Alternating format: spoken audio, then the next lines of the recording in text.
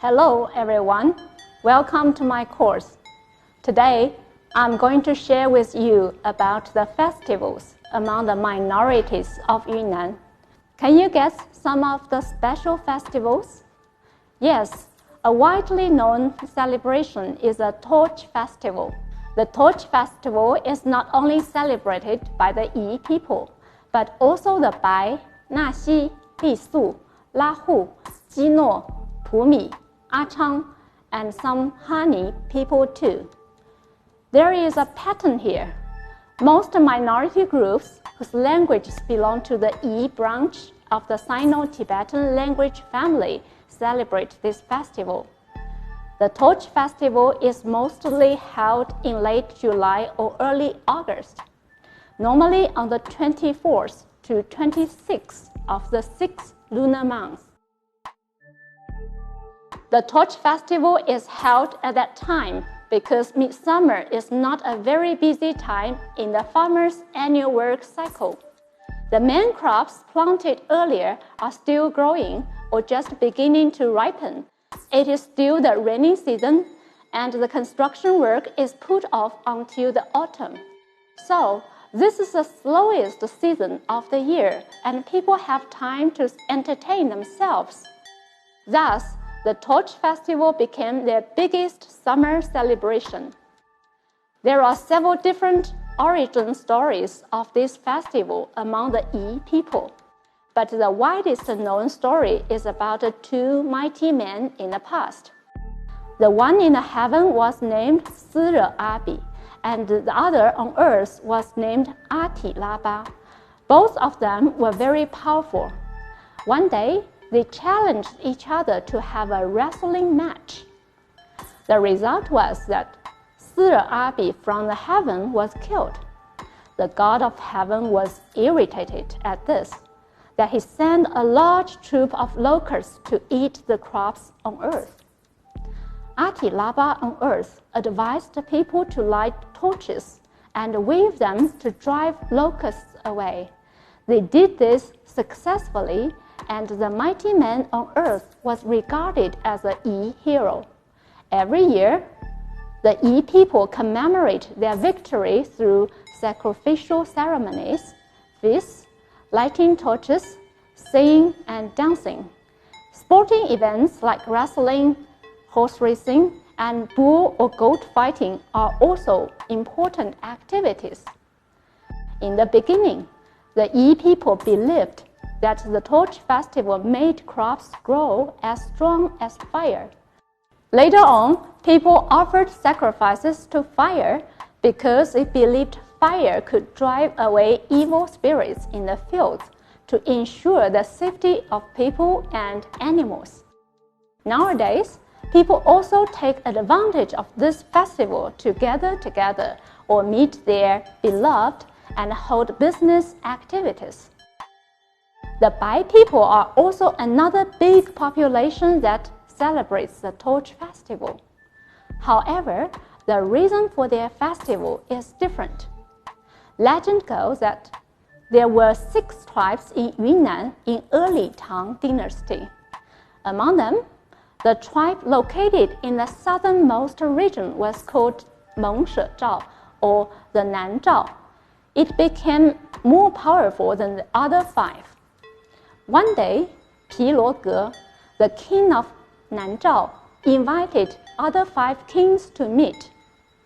The queen of Deng Dan Zhao, named Madame Bojie, thought Pi Luo Ge was plotting evil and asked her husband not to go. But her husband did not follow her suggestion. Madame Bojie put an iron ring on her husband's arm in tears in the hope of bringing him good luck. Her prediction turned out to be true. Pi Luo Ge burned the Songming Tower, where the leaders of the 5 tribes gathered, and all of them died in it. Facing the ashes of the Songming Tower, Madame Bojie wept bitterly. She threw herself into the ashes and found the iron ring of her husband. From this, she recognized her husband's body and took it home. Piloge heard about this wise and virtuous lady and wanted to marry her, but she refused. After burning her husband, she drowned herself, leaving only this touching story.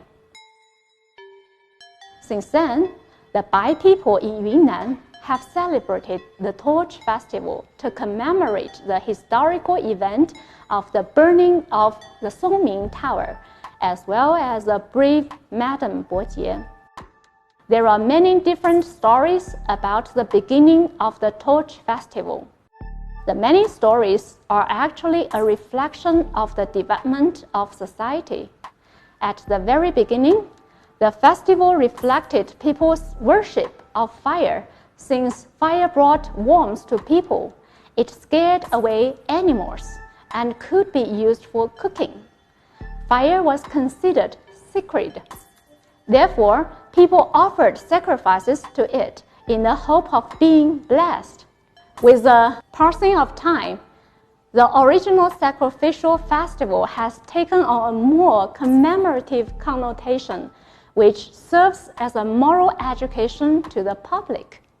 Another important celebration is the Dai People's Water Splashing Festival. The festival is celebrated by the Dai, Achang, Bulang, and Deang people in China and Southeastern Asian countries. Some people also call it the Festival of Bathing the Buddha. The Water Splashing Festival is shaped by three factors: religion, weather, and cultural heritage. First, the festival is related to religious belief. The Dai people are Buddhists, and the religious rites are part of the events. Water plays a purifying role. Every year, when it comes to the Water Splashing Festival, an old man will remove the Buddha statue from the temple to a specially constructed outdoor shrine, dressed in their best traditional clothes and ornaments. The Dai people will go to take part in the bathing of the Buddha statue. After that, the water splashing takes place among the people. At first, they use water shaken from leaves, but soon they empty buckets and bowls over one another's bodies. After that, no one in the open can stay dry. Don't worry, people won't feel annoyed, because splashing water on each other means bad luck is gone and there will be happiness in the coming year. There is a legend about the Water Splashing Festival. Once upon a time, the Dai people were oppressed by a demon lord who seized 7 most beautiful women and forced them to be his wives. One night, while he was drunk, he boasted of his power and told his secret accidentally. His neck was his weakest part.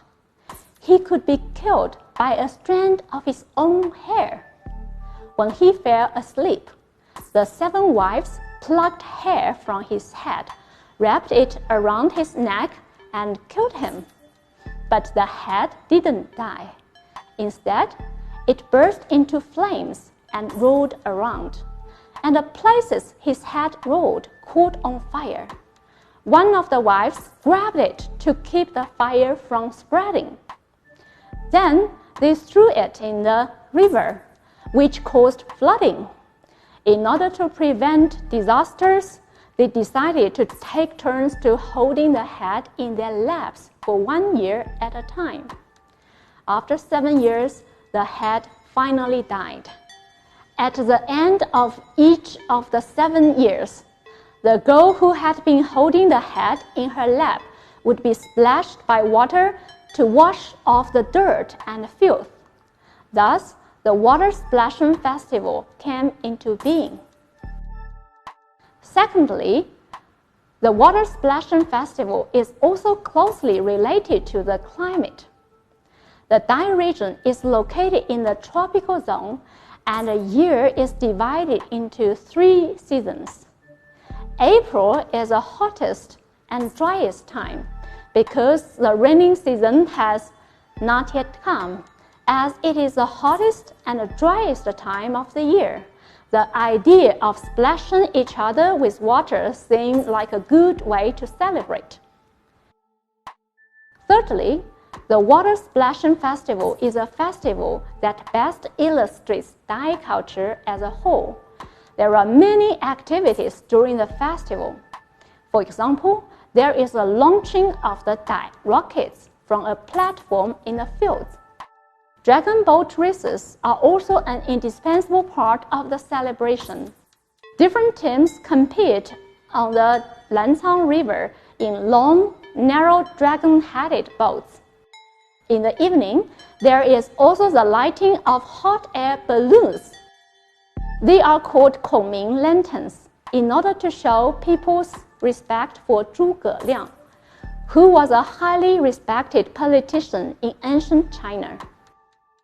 Rocket launching, dragon boat race, and hot air balloon used to be different festivals and were held at different times, but now they merged into the Water Splashing Festival in China. Therefore, the festival is also a window to Dai culture. There are feasts, dances, parades, and other activities during the festival. Young people have a favorite courtship game, which is held on the open grounds. A line of young men and women stand 30 meters apart. The young women will toss little bundles to the boys on the opposite side, who will then toss them back. Whoever fails to catch the bundle has to present flowers to the other as an apology. At first, the women toss them randomly, but soon they choose one particular man they like and always throw the bundle to him. Today, I have mentioned two festivals, the Torch Festival and the Water Splashing Festival. One is related to fire and the other water. One embodies hardness and the other softness. The two festivals are different in origins, forms, and activities, but are similar in happiness, hospitality, and heartfelt wishes. The festivals in Yunnan are so diversified that they cannot be covered here. There are the new rice festivals to celebrate harvest, the religious festivals, various New Year festivals, festivals for trade, as well as festivals commemorating historical events and heroes. So, Yunnan can be described as having festivals every month and celebrations every week. I would like to say that if one is tired of Yunnan, he is tired of life. Thank you. 边长知识边学英语，希望这里的词汇表可以帮到你。